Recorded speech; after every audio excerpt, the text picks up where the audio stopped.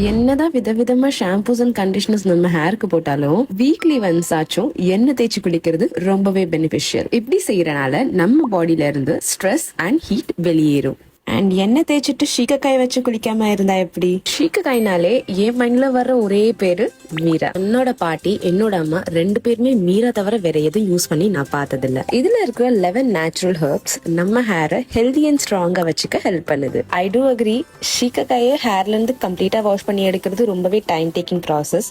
But trust me, it's Worth the time. Because எப்பயுமே நமக்காக invest பண்ற டைம் வேஸ்ட் போகாது. Me time is Meera time. நல்லா குளிச்சு முடிச்ச உடனே நம்ம பாடி அவ்வளோ லைட்டா ஃபீல் பண்ணுவோம் பாருங்களேன். வேற எதுலயுமே இந்த ஃபீல் வராது. ஸோ நம்ம ட்ரெடிஷன்ஸை வெறும் பண்டிகைகளோட நிறுத்தாம நம்ம டெய்லி ரொட்டீன்ஸ்ல இன்க்ளூட் பண்ணுவோம். Do try Meera.